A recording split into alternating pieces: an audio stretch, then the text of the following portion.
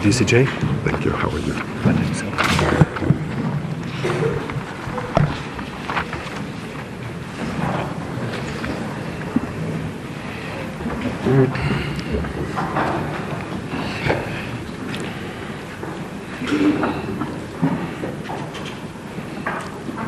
I have the honor of being your program director this morning on this historic day. But before I proceed, I take this opportunity to acknowledge the presence of the following members of the judiciary: the Honorable Chief Justice Mogoeng Mogoeng, Chief Justice of the Republic of South Africa, and Mrs. Mogoeng, Justices of the Constitutional Court, Justices of the Supreme Court of Appeal, Judges President, Deputy Judges President, and Judges of the High Courts and Specialized Courts, Regional Court Presidents, Chief Magistrates, Senior Magistrates, and all the esteemed members of the judiciary present here today. I also wish to acknowledge our distinguished guests who are gracing this occasion with their attendance. The Honorable Ms. Lindiwe Maseko, representing the Speaker of the National Assembly, the Honorable Advocate Michael Masuta, Minister of Justice and Constitutional Services and Correctional Services, Honorable John Jeffrey, Deputy Minister of Justice and Constitutional Development, Honorable Motipwane Mutapo, Acting Chairperson of the Portfolio Committee on Justice and Correctional Services, and members of the Portfolio Committee, the personal guests of the Chief Justice present here today, members of the Judicial Service Commission, members of the Council of the South African Judicial Education Institute, members of the Legal Fraternity, Ms. Meme Sejasengwe, the Secretary General of the Office of the Chief Justice, and all OCJ officials present here today. Mr. Vusi Madonsela, Director General of the Department of Justice and Constitutional Development, and other officials of the Department of Justice and Correctional Services.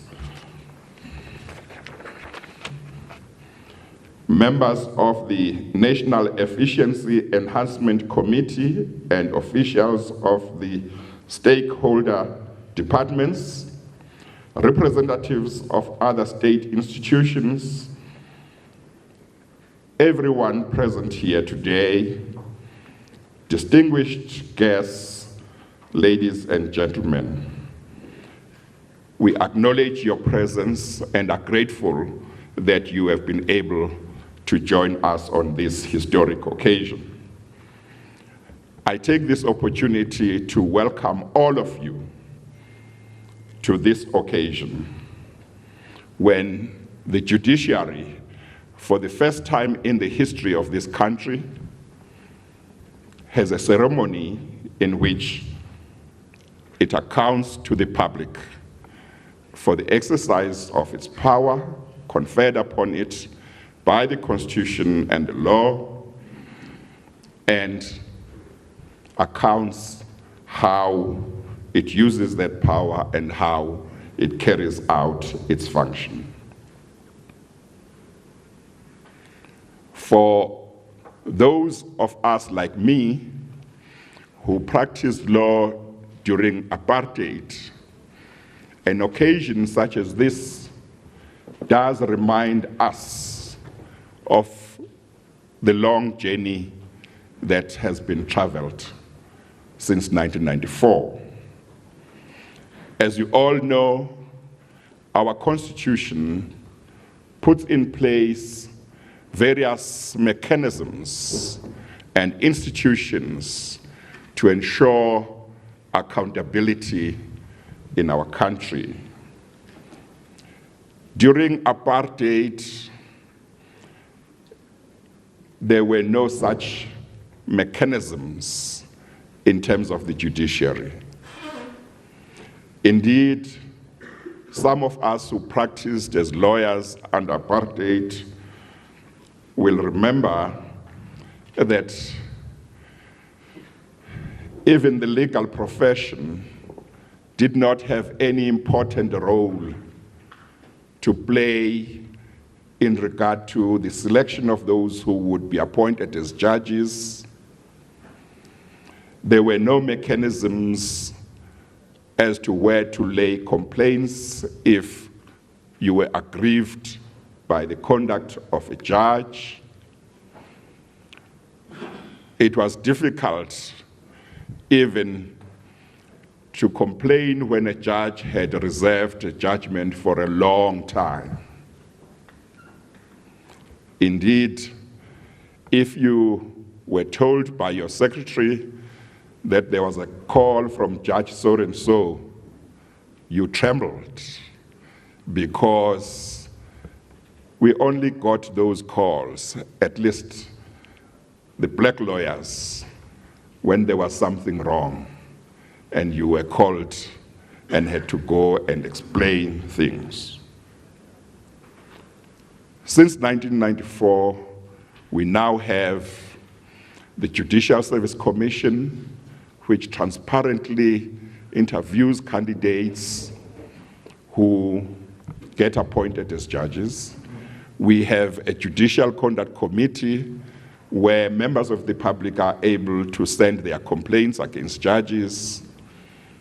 And today, for the first time, the judiciary is able to face the public and account to the public for the performance of their functions. With those few words, I welcome all of you to this function, and I have no doubt that all of us here present will appreciate its significance. I hope that the program has been distributed, and I will follow that program. Our first speaker will be Judge President Liu, the Judge President of the Northwest Division of the High Court, who will come and speak to us about the purpose of this gathering. Judge President Liu.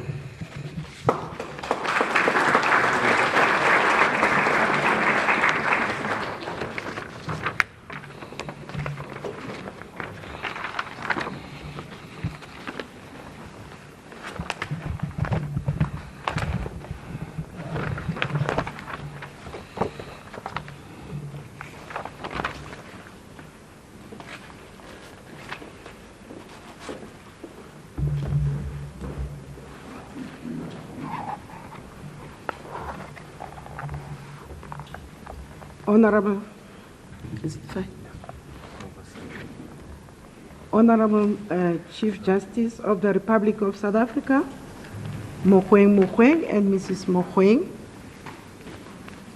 Honorable Deputy Chief Justice of the Republic of South Africa, Honorable Ray Zondo.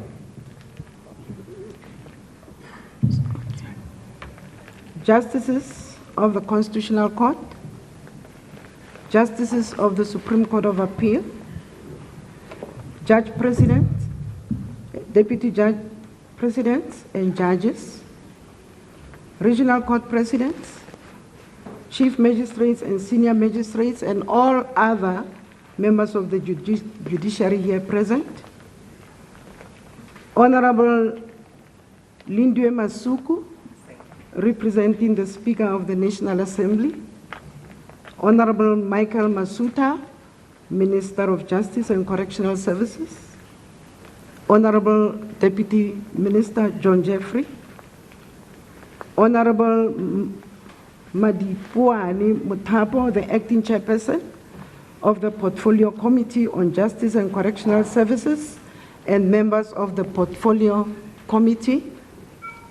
The present guests, or the personal guests of the Chief Justice, members of the Judicial Service Commission, members of the Council of the South African Judicial Education Institute, members of the legal fraternity, the Secretary General of the Office of the Chief Justice, Mr. Vusi Madonsela, the Director General of the Department of Justice and Development Services, members of the National Efficiency and, or rather National Efficiency Enhancement Committee, and the officials, representative of the state institutions, and everyone present,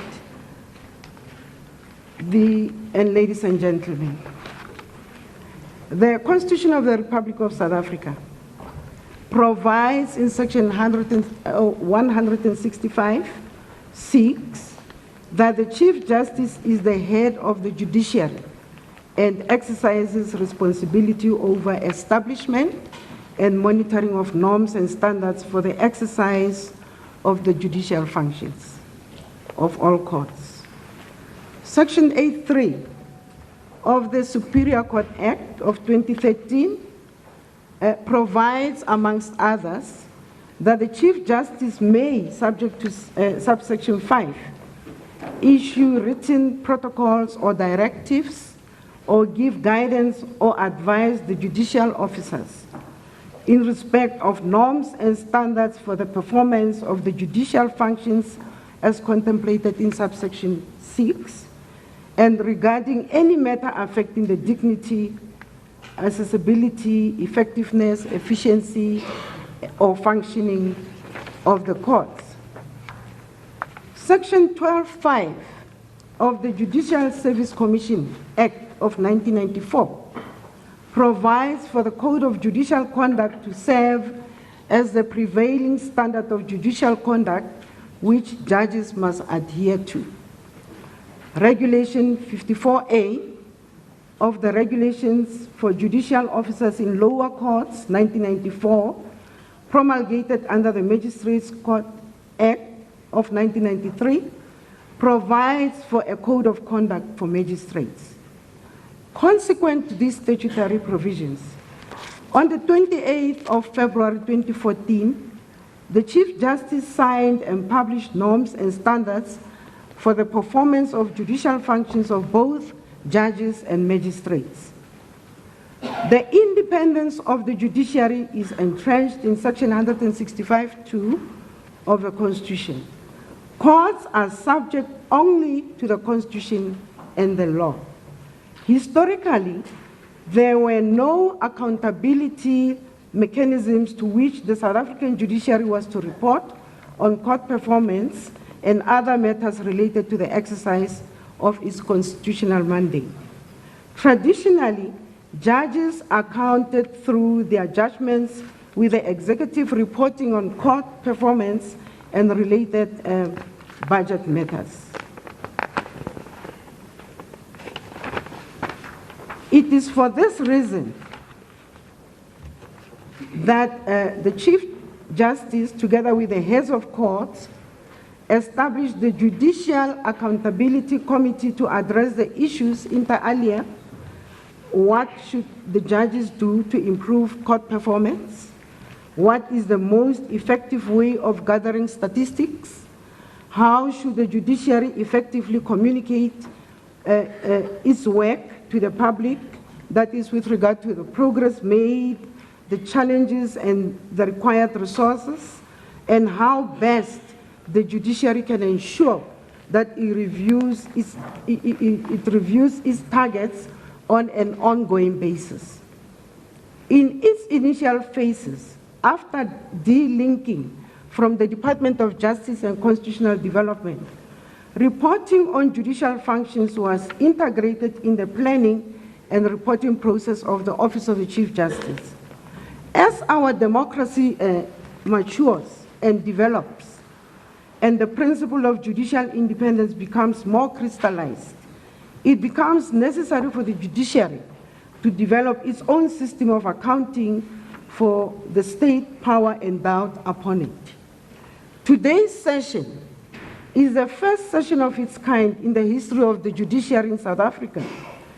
The Judiciary Annual Report is a reflection of where we are now as the judiciary and how are we doing in fulfilling our constitutional obligation of improving access to justice.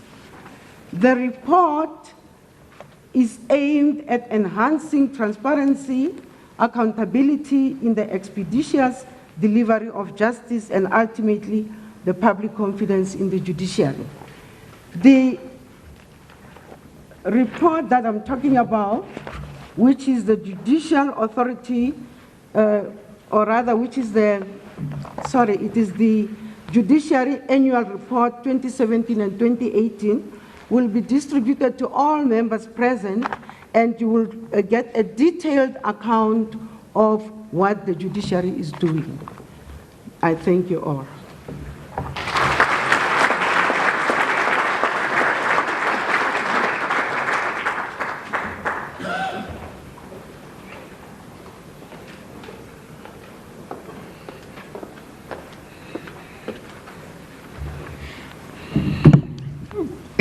Thank you very much, Judge President Liu, for enlightening us the way you have done on the purpose of today. We will now get the keynote address by the Chief Justice of the Republic. The Chief Justice is well known to everybody who is here. He became Chief Justice of this country in 2011 and has continued to lead the judiciary for the past 7 years.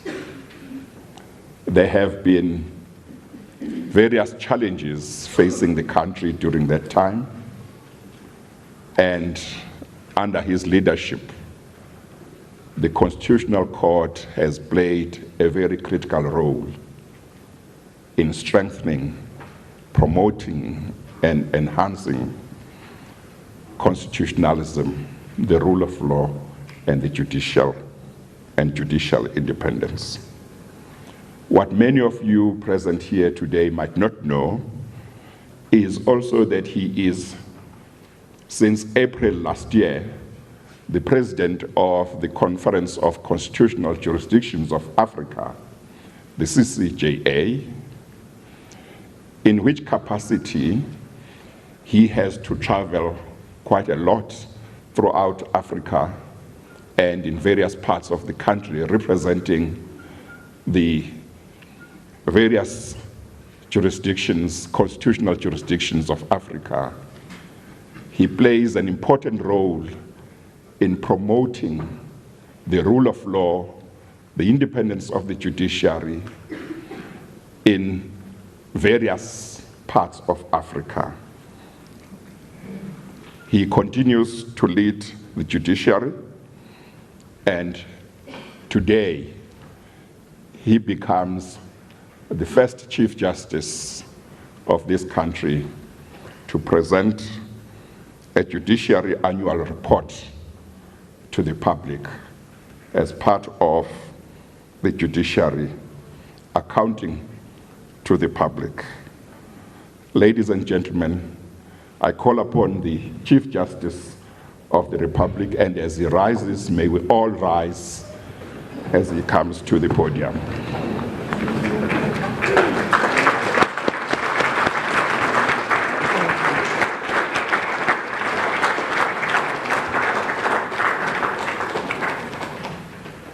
You may be seated.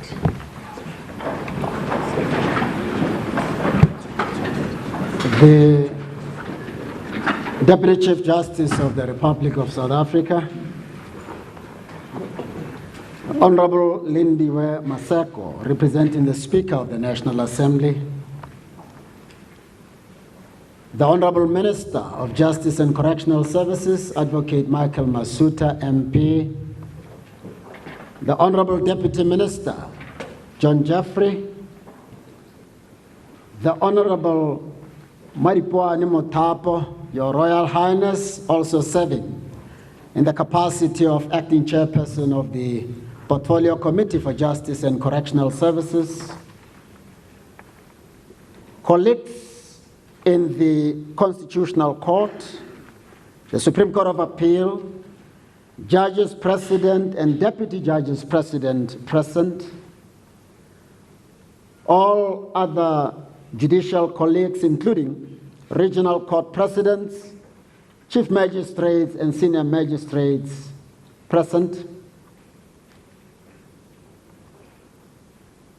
I take this opportunity to acknowledge my spiritual parents, Pastor and Pastor Mrs. Ibitayo and Pastor Kerele, and my wife, of course, without whom I would have crumbled down a long time ago.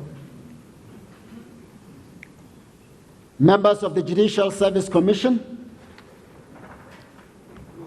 members of Council of the South African Judicial Education Institute, and its Chief Executive Officer, Dr. Homolemo Mosheu, members of the legal fraternity, the Secretary General of the Office of the Chief Justice, Ms. Mmesi Josengwe, and all officials present today, Advocate Mr. Vusi Madonsela, the Director General of the Department of Justice and Constitutional Development, and other senior officials in that department,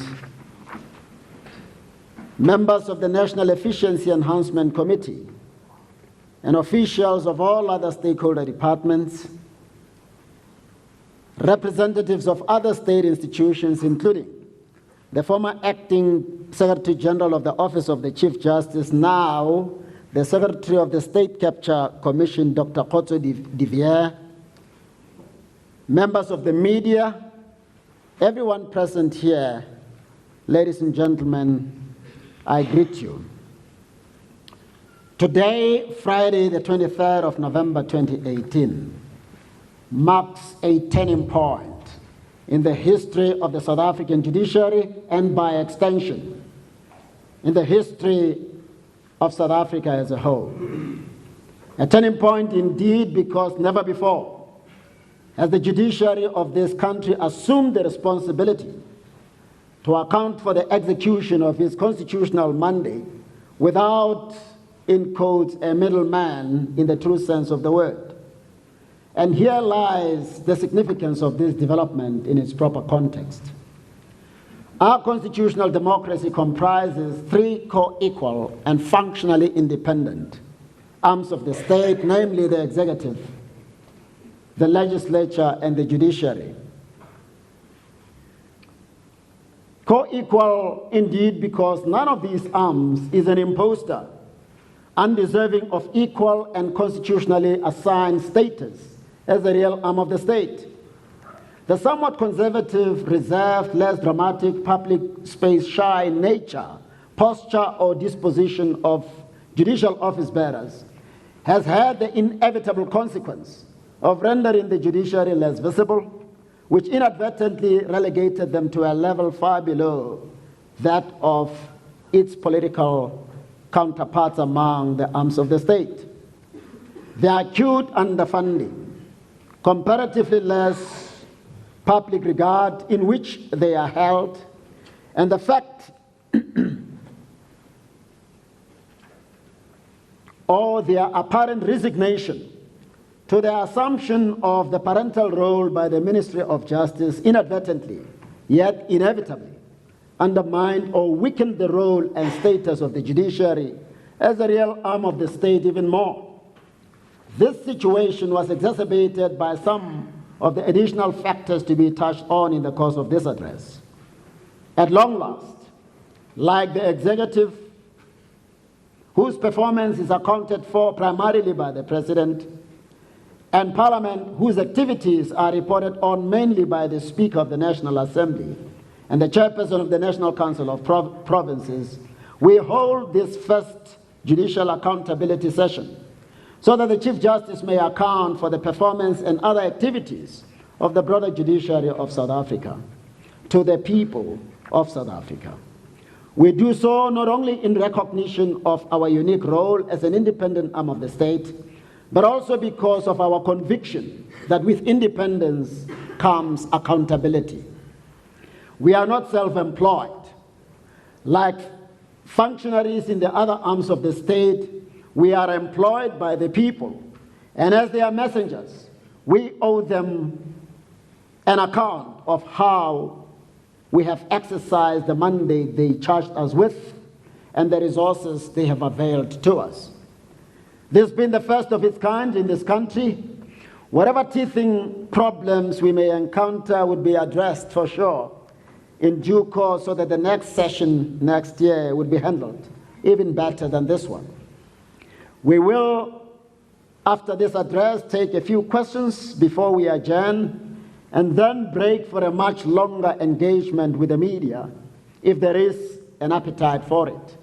There, we will be available until the media runs out of questions to put to us. Section 165(6) of the Constitution and the Superior Courts Act require of the Chief Justice and the leadership of the judiciary to craft norms and standards. This we did, and the norms and standards have been operational since the 28th of February 2013. They set a high standard towards which we will all have to work progressively until we attain it. But a misunderstanding of the purpose of the norms and standards has led some to think that if a judicial officer fails to deliver a judgment within 3 months of the trial or hearing being finalized, then disciplinary steps must immediately be taken against the defaulting judge or magistrate. These time frames are meant to alert each judge or magistrate affected and the head of court of the need to begin to work more earnestly to have the judgment delivered sooner rather than later, and to be specific about the date for the hand-down of the judgment. They are designed to constitute, a red bright light that would help us avert the difficult situation of being left with no choice but to have a judge or magistrate hauled before a disciplinary structure.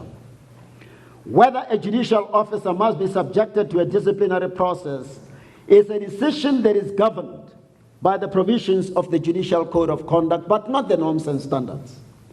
That decision cannot be based, I repeat, by what the norms and standards provide for.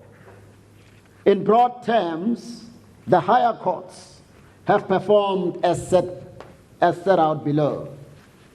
The Judiciary Annual Report is a reflection, as the Judge President indicated, of where we are now as the judiciary and how we are doing in our endeavors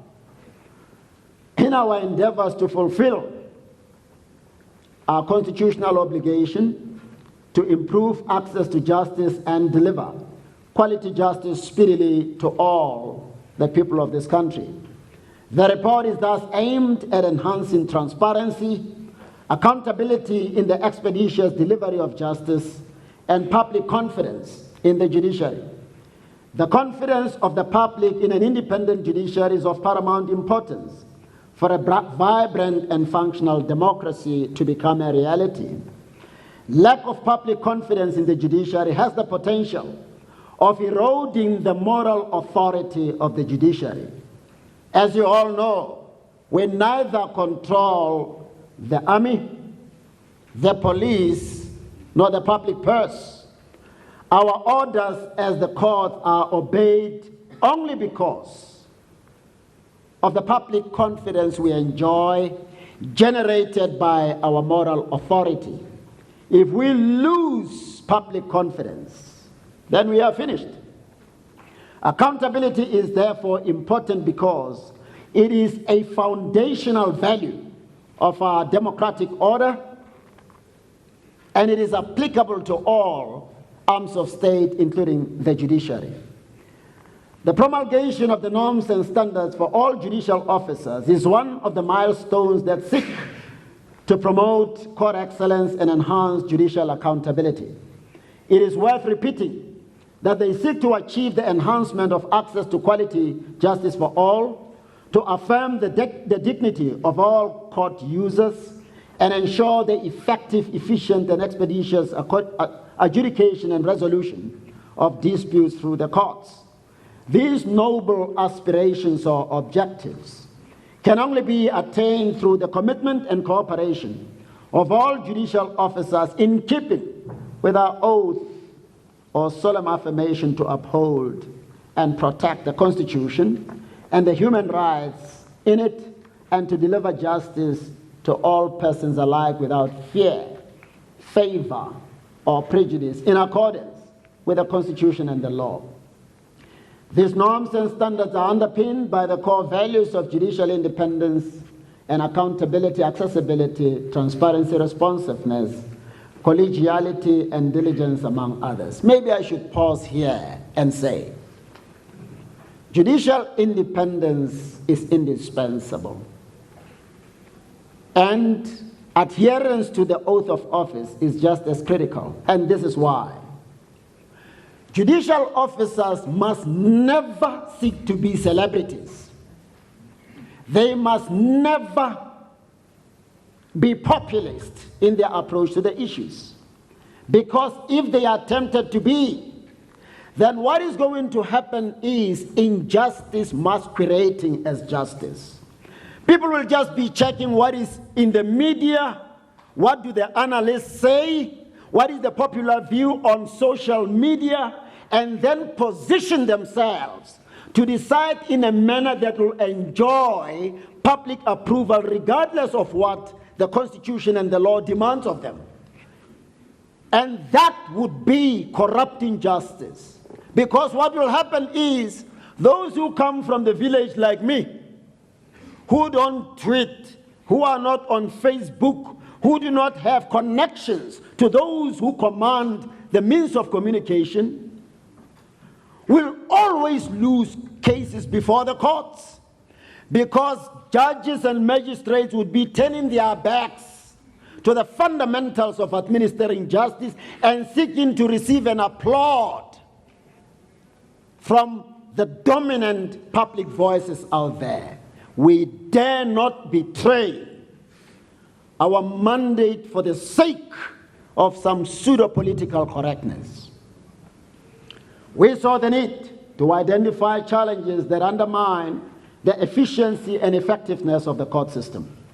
As a result, the governance structure was established to ensure that the process of identifying those areas that impact negatively on the delivery of justice is driven by the judiciary. This includes performance monitoring, information and communication technology at the courts, library services, case law management, court infrastructure, and security. For example, to allow for the proper management of judicial functions, the judiciary itself has assumed the responsibility of monitoring the court performance. Indicators were developed and ambitious targets were set. This report is the result of that process. The information obtained from the court performance statistics allows the leadership of the judiciary to interrogate issues relating to broader judicial functions more efficiently, as well as those relating to access to justice. It is important to note that the leadership of the magistracy has also started this process in order to identify indicators and targets for court performance information for the magistrates' courts. That information will in future also be reported on and form part of the composite annual report, so that the single judiciary that we are of this country accounts for its performance collectively. From the court performance statistics contained in the report, it is clear that the bulk of the work performed by the Superior Court is done by the High Court and the specialist courts. And of the 152,944 civil cases received by the High Court, 106,936 were finalized, and of the 15,293 criminal matters, 10,411 were finalized. This despite the limited resources and a judicial establishment which has remained unchanged despite an increase in the workload and responsibilities of the courts. The Supreme Court of Appeal has performed very well, and 223 appeals of the 235 were finalized during the period of reporting. This is above the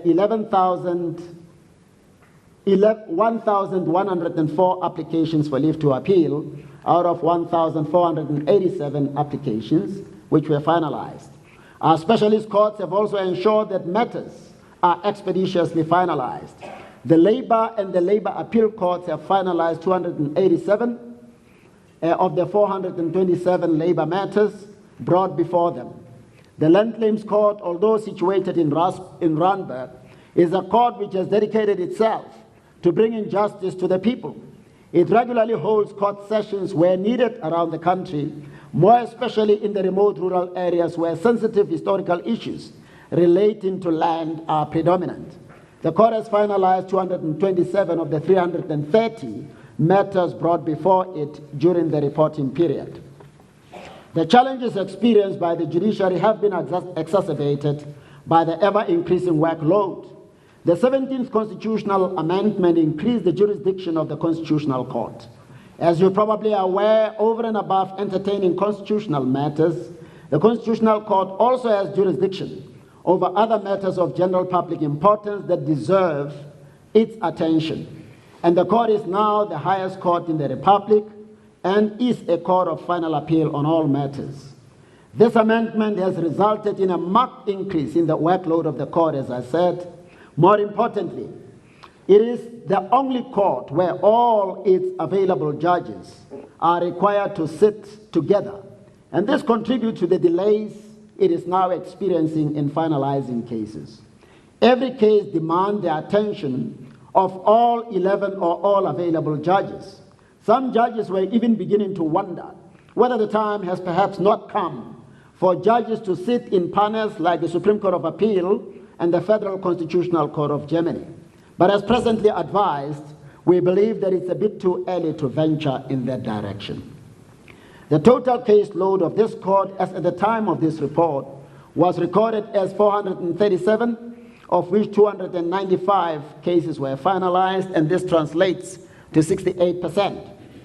The number of reserved judgments in the Superior Court is monitored to measure compliance with the set norms and standards and the Judicial Code of Conduct. The report on reserved judgment is also a tool for judges, president, and all heads of court to manage the judicial functions at a particular court.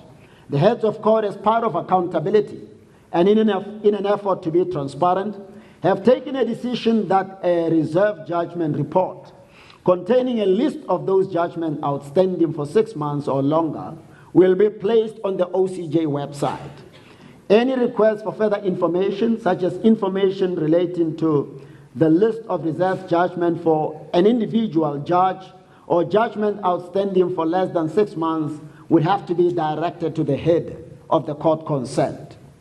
In order to ensure that the courts remain efficient, the judiciary will be introducing win-win court annexed mediation. In July this year, judicial officers from all courts, including the Chief Justice, were trained on the practical implementation and benefits of court annexed mediation as part of a broader judicial case flow management strategy. This training was led by Judge John Clifford Wallace, a senior judge and Chief Judge Emeritus of the 9th Circuit in the United States of America, Court of Appeal. Judge Wallace is internationally renowned as one of the leading authorities on judicial case management and court-annexed mediation. A pilot project will be started in due course in the jurisdictions under Mlambo JP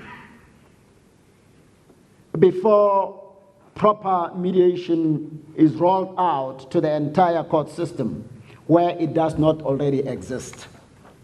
Access to justice to all South Africans remains one of our top priorities, hence the establishment of the National Judicial Efficiency Enhancement Committee, already referred to, and its provincial equivalents. This structure exists in order to promote interdepartmental cooperation and stakeholder relations aimed at enhancing efficiency in the broader justice system, the improved performance of all courts, and access to quality justice for all. One of the main challenges of the courts is that they handle a lot of hard copies throughout the court processes, including dockets, case files, and judgments.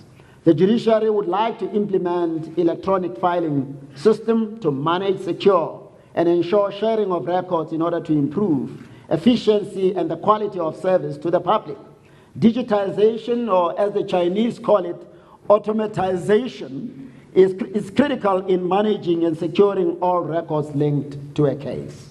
The envisaged benefits include improved accessibility of documents by litigants, other stakeholders, and members of the public in general, the reduction of paper storage and records management challenges for the courts, improved response time based on the documents provided to the courts by third parties, improved case handling processes within the courts,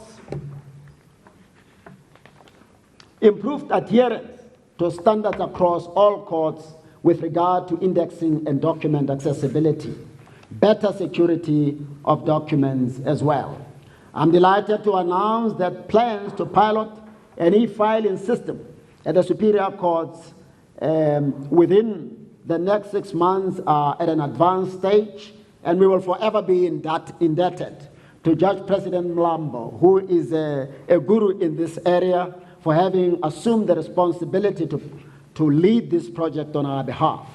It is worth noting that despite the serious budgetary constraints within which the judiciary has to operate and the country's economic challenges, the judiciary has made great strides in the pursuit of the efficient and effective delivery of justice for the benefit of the South African public. One of the mechanisms for fostering accountability and promoting transformation is continuous education and training of judges and magistrates, as well as the training of aspirant judicial officers and those that have been newly appointed. And in this regard, SAJE has done exceedingly well. During the period under review, SAJE trained 1,882 judicial officers through 90 judicial education programs. It also appointed 5 permanent judicial educators as facilitators to provide dedicated judicial training, and I pause to express my gratitude to Minister Masuta for having acted with deliberate speed to ensure that this process becomes a reality. There is additional. Those facilitators or educators are additional to judges and magistrates who have over the years been volunteering their services as facilitators. The Judicial Service Commission, as you know, is tasked with the mammoth task of ensuring that our judiciary reflects broadly the racial and gender composition of South Africa when making recommendations for judicial appointments. The JSC continues to make great progress of accelerating the transformation of the judiciary and recommending those people who are fit and proper for appointment to judicial office as required by our Constitution. Despite these progressive strides, more still needs to be done to transform the judiciary that is properly reflective of our racial and gender diversity. As at the end of the period under review, 184 judges were black and 90 were women, out of a total of 250 judges on the Superior Court establishment. And I need say nothing about the magistracy, because there you find the type of transformation that we as judges are aspiring towards. We aim to meet the high standard we have set ourselves at some point in the future to address some of the challenges that frustrate our noble endeavors to make excellent performance a norm. We have embarked on the following additional measures. 1, judicial officers do not always have to write scholarly and reportable judgments. The norm ought to be the delivery of short yet complete judgments immediately after the trial or hearing, unless the complexity or length of the matter requires otherwise. 2, only trial or hearing ready matters must be set down. To achieve this, judicial case management and pre-trial conferences that are driven by judicial officers must be fully embraced, and the first phase, I may say, of this program has already been implemented. 3, returning to the National Efficiency Enhancement Committee and its provincial equivalents, they were, as you already know, set up to really enhance the efficiency and effectiveness of the broader justice system. All the key role players in the justice system come together, and the Chief Justice chairs the meeting, whereas the judges president do likewise in relation to the provincial structures. There, challenges to efficiency are identified, and solutions are proposed for each by the collective that meets. 4, another mechanism employed to reduce the costs of litigation and to accelerate the pace of litigation was a resolution by the heads of court to have only English as a language of record. What this means is that every litigant is free to testify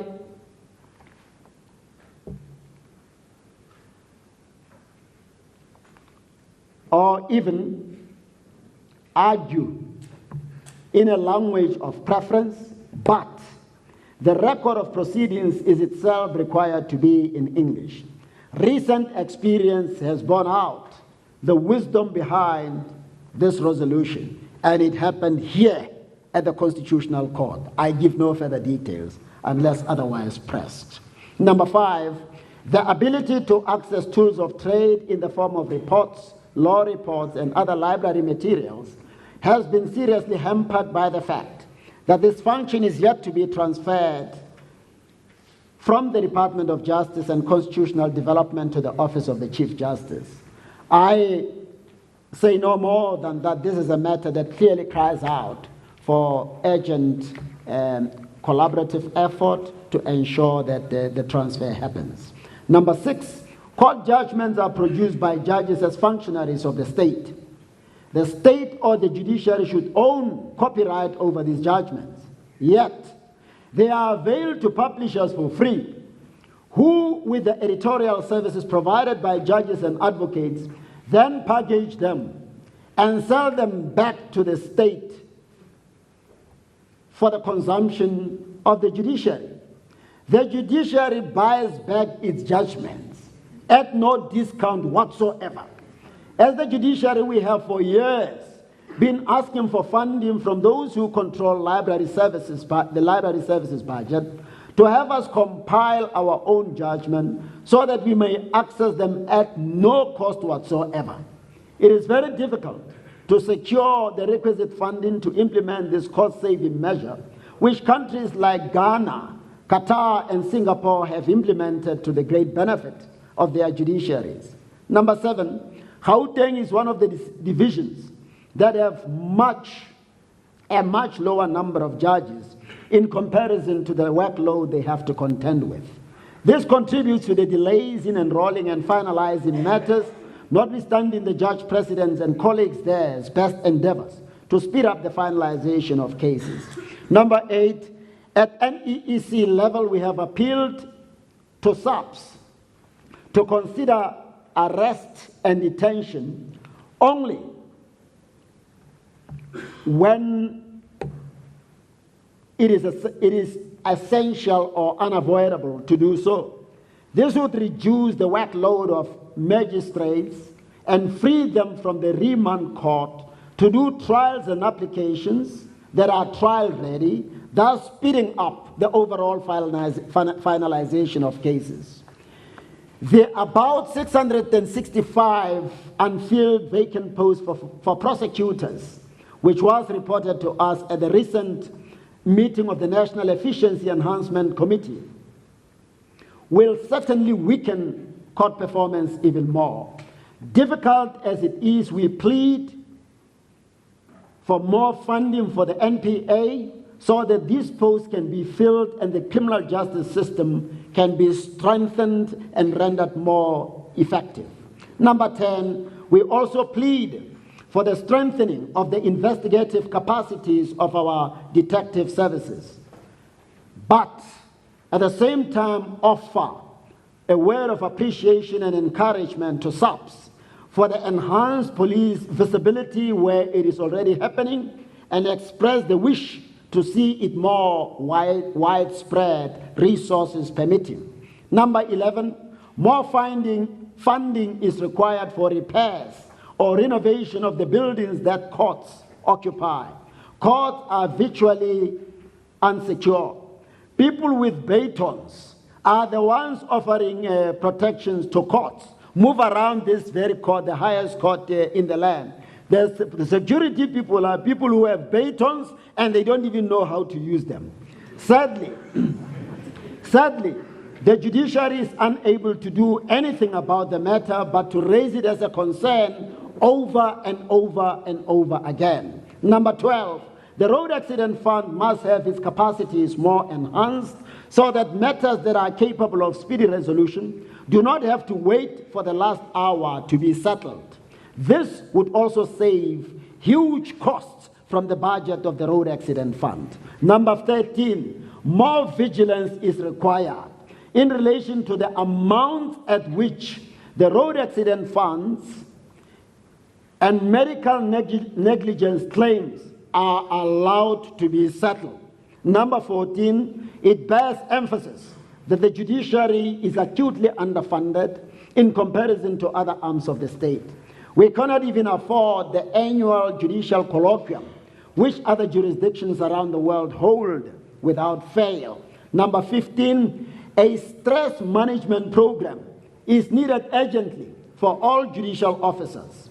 They go through so much as a result of some of the traumatizing cases, like gruesome rape cases, murder, and very difficult divorce matters that affect young children or the custody of the young children and their well-being that they have to handle from time to time.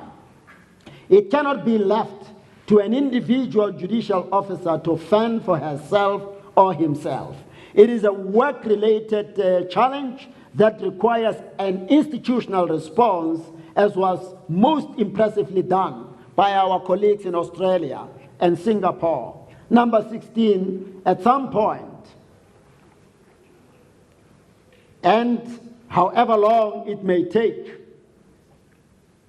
institutional independence of the courts would have to be appropriately resolved.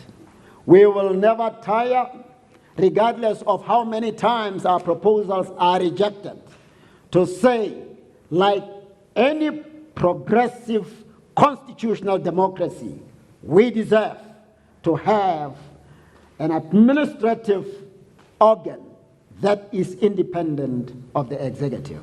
I now turn to conclude by touching on leadership issues. It is necessary to sketch the scenario relating to the role of leaders of the arms of the state.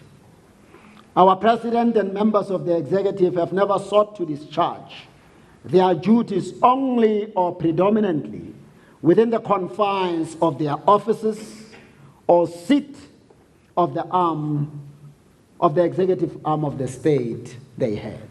Similarly, leaders of parliament have never seen it as a requirement for the proper execution of their mandate to spend most of their time in their offices or their stations.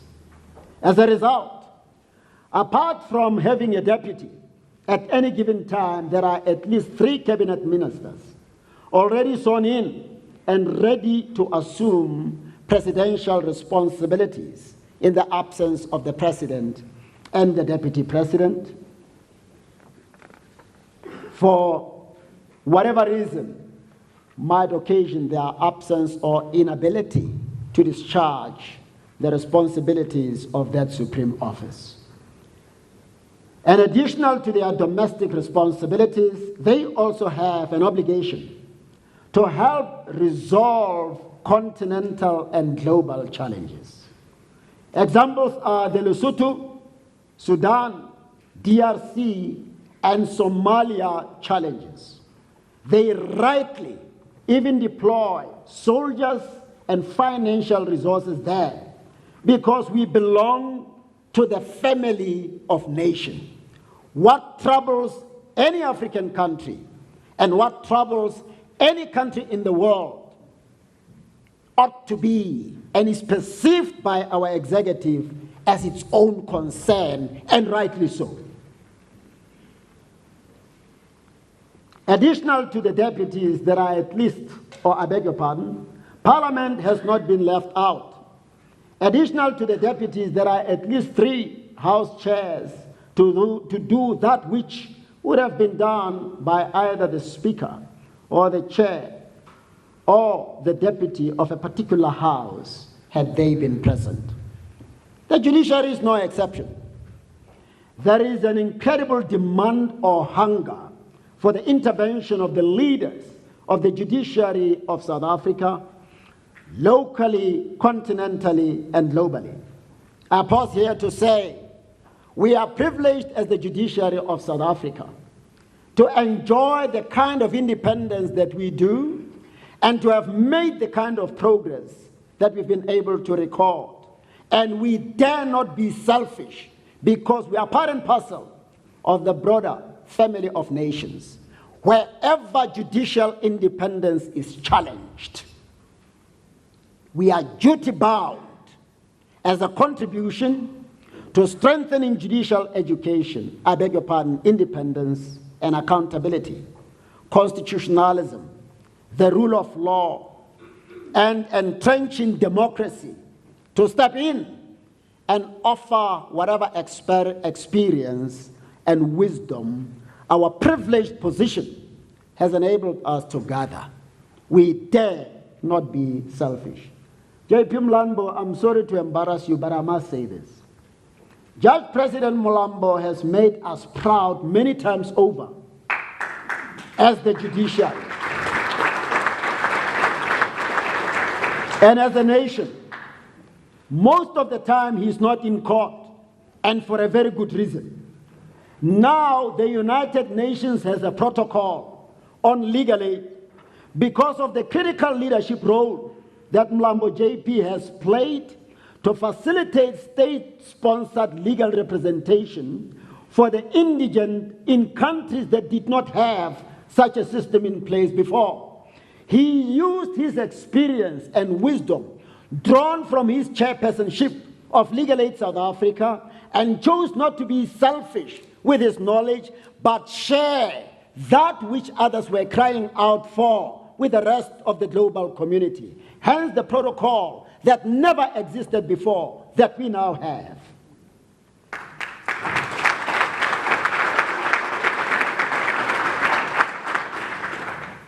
He has played and continues to play a crucial role in championing the cause of immigrants and refugees and to promote access to justice through the medium of community-based justice centers globally.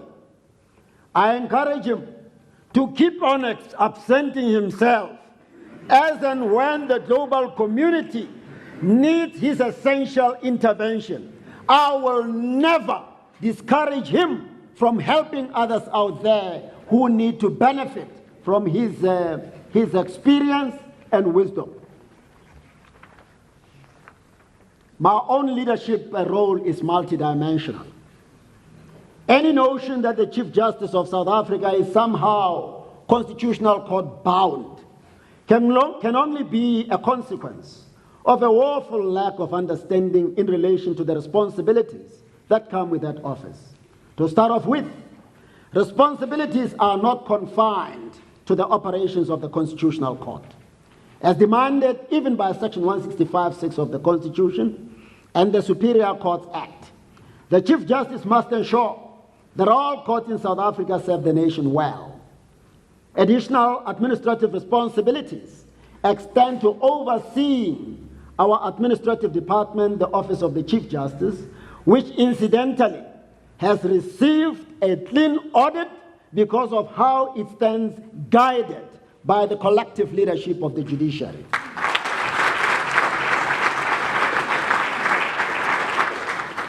The South African Judicial Education Institute, the National Efficiency Enhancement Committee, the Judicial Service Commission, and my other responsibilities as Chancellor of the University of KwaZulu-Natal also demand that I go out and share myself with the people. And I may add, from time to time, people in this country, even when this court is sitting, call upon me and say, sir, we need hope. Farmers call me, thousands of farmers. Business people call me. Community people call upon me and say, please come and encourage us. We've seen you encourage others, and it would be remiss of me to fail to respond just because others have taken it upon themselves to seek to prescribe my job description as if I'm ignorant of it. Additionally, I have since 2013 or 2014, I did not check, been serving in the office of Vice President of the Conference of Constitutional Jurisdictions of Africa, for short known as CCJA. On the 26th of April 2017, I assumed the presidency of the CCJA. Since not all apex courts in Africa had joined this continental body, I had to encourage the remaining jurisdictions to take up membership of the CCJA. And happily, at least 13 new members have since been enlisted through these efforts. I have to interact with member jurisdictions and attend some of their programs as individual jurisdictions, but also other continental gatherings, and represent Africa whenever other continental bodies and world bodies of judges meet. And through our visible contributions, we have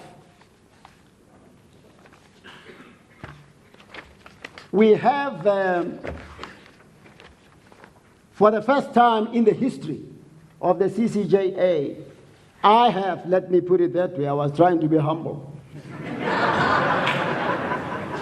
For the first time in the history of the African continent, I was invited in my capacity as the president of the CCJA to attend the summit of the heads of state in Addis Ababa.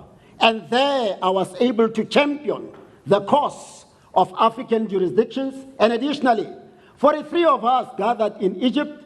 I was privileged to present on behalf of the Chief Justices present to the President of Egypt, causing him to realize the need for the judiciary to assume its rightful place continentally or globally in this manner.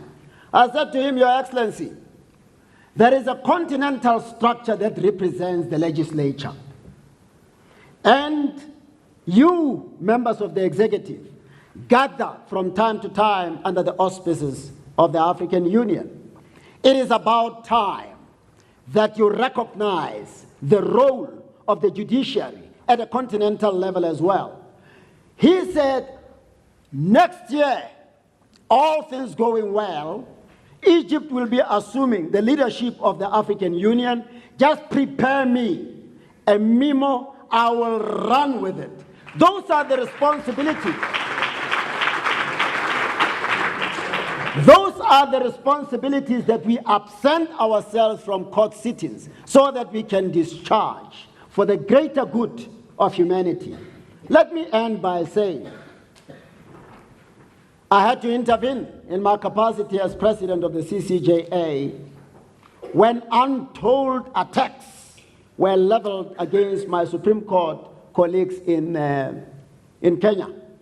I never knew what the word for a crook was in Swahili until the president of that nation allegedly addressed my colleagues, including the Chief Justice, as wakora, which means a crook.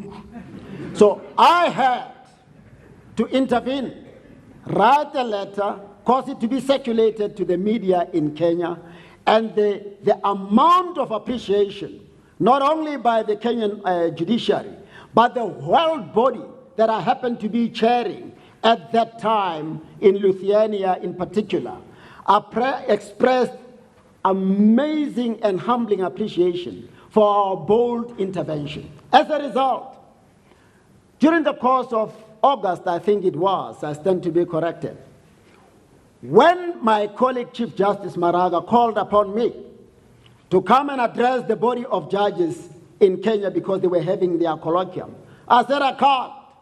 I gave him my schedule, which stretches to next year.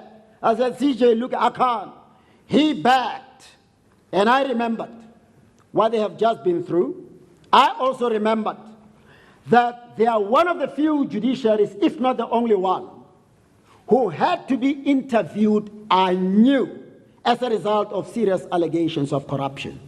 I saw it as my responsibility as their president to intervene. There was a court sitting, but I had to. Duty called there as well. I encouraged them. They televised my address in almost all the television stations there, and even members of the executive appreciated my contribution in the pursuit of proper democracy in the nation of Kenya. I round up by saying the Chief Justiceship, the presidency of the CCJA, and the chairpersonship of the World Council of Constitutional Justice from 26 April 2017 until the end of February 2018 demand that I represent South Africa, Africa, and the world body during the term of my chairpersonship of the WCCJ by attending almost all the meetings of the Executive Bureau of the Continental and World Body, and I continue to serve as a member of the Executive Bureau of the World Body now, and other members of the CCJA as they bring colleagues together to discuss matters of importance to the judiciary. Let me round this point up as follows. Whenever you feel inclined to interrogate my performance as an individual and the performance of the leaders of the judiciary, remember, we have two arms of the state to be compared to. If you are inclined to reflect on how much we spend on any item, compare our budget, our responsibilities to the budget and responsibilities of the other arms of the state. Don't just single us out for scrutiny because you'll miss it.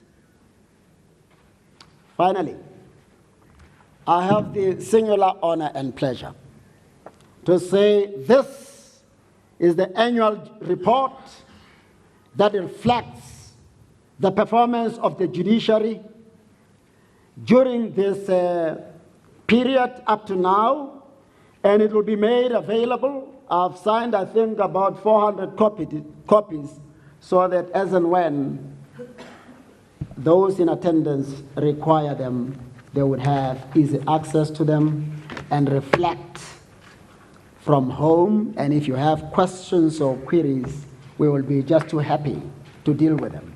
I think we have come to the end. I thank you for listening. There would be a question from you before members of the media, as I said, if they still have the appetite for putting questions to me. Thank you so much.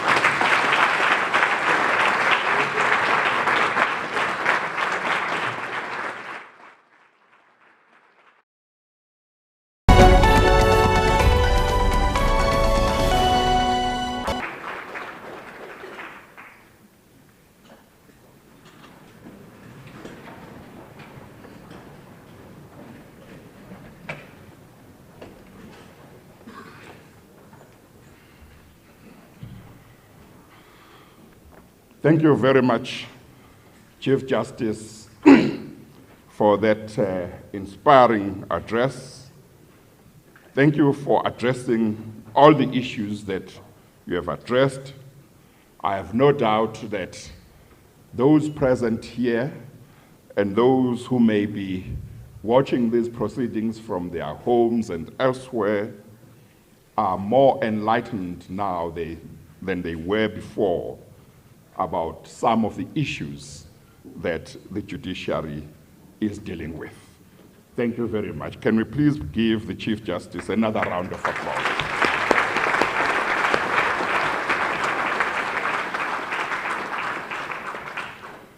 Before I announce the next item, I just want to say to you, Chief Justice, I have had, as you know, the privilege and honor to represent you at some of the committees of the CCJA.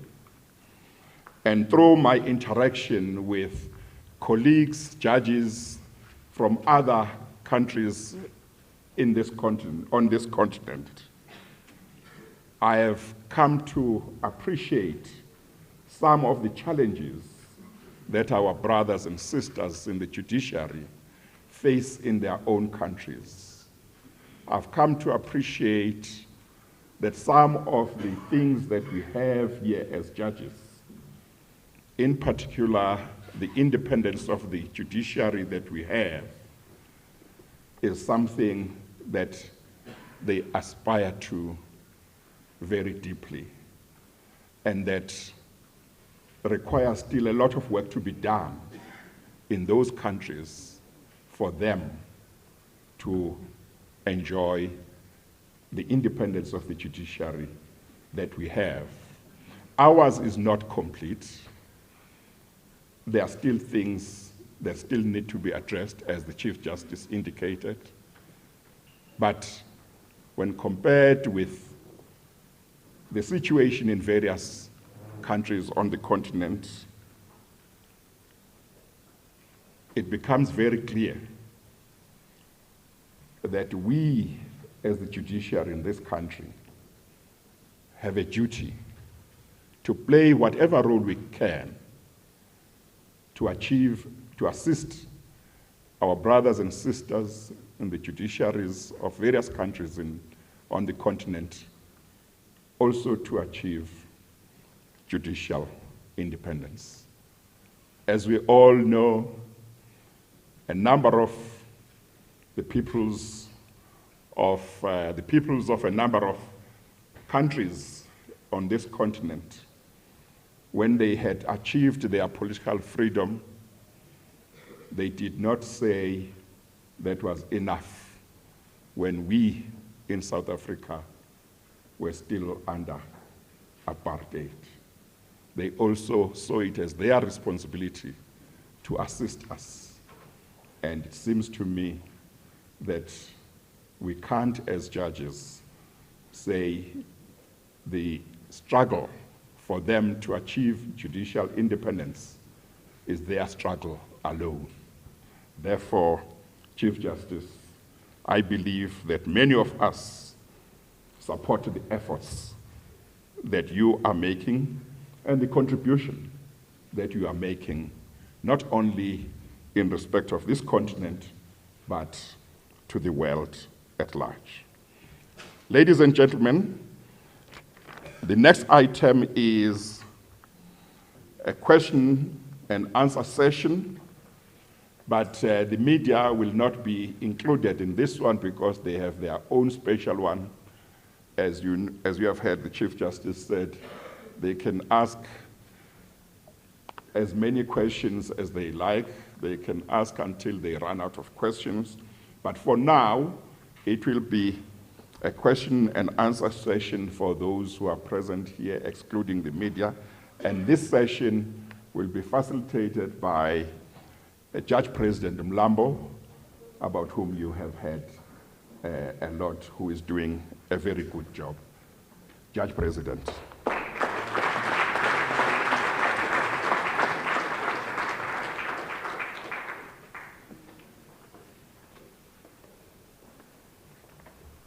Thank you very much, Deputy Chief Justice. Let me start by saying, Chief Justice, thank you very much for this innovation in the quest for greater transparency for what the judiciary stands for and what the judiciary does. So Chief Justice, Deputy Chief Justice, my colleagues in the Constitutional Court, in the Supreme Court of Appeal, in the Superior Courts, in the magistracy, and I also acknowledge Ms. Maseko, Honorable Maseko from Parliament, Minister Masuta, Ms. Matapo, Honorable Matapo. Allow me to say I observe all protocols. This session is to allow those of you who have heard the Chief Justice speak to ask questions, should you have any. And the Chief Justice, I was minded to request that he remains where he is, but he feels that it will be proper for him to be next to me so that when he answers or responds, he shows respect for the people who are here.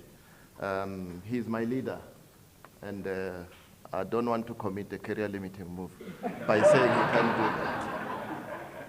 So, Chief Justice, whenever questions come, you're welcome to be next to me here. So, folks, you've heard what the rules of the game are.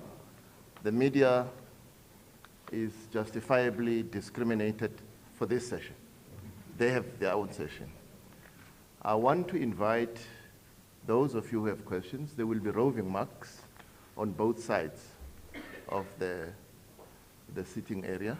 And can I invite those of you who have questions that want to raise from what the Chief Justice has said about what the judiciary has done and aims to do in the future, as well as the challenges that the judiciary faces as we speak.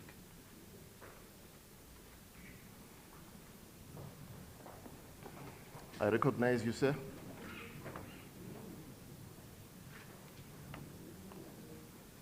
Thank you, JP Rambo. I'm speaking so that we can break the ice a little bit. I want to say that Chief Justice's speech in the context of our country, while it's historical, it's also a revolutionary document, a report, in many ways. And I think the Chief Justice is guilty of incitement to justice for all of us in the country and also in Africa. So when the Chief Justice retires, I'm positive he will be able to form a very successful party and lead the nation to true economic and other forms of liberation that he's still struggling for. So, but in the meanwhile, whilst the Chief Justice is on the bench, I hope that there would be what's left of some revolutionary lawyers to form probably a judicial justice party and use that report as a manifesto in a codified form and campaign for the shrinking of the size of Parliament and the executive and trebling the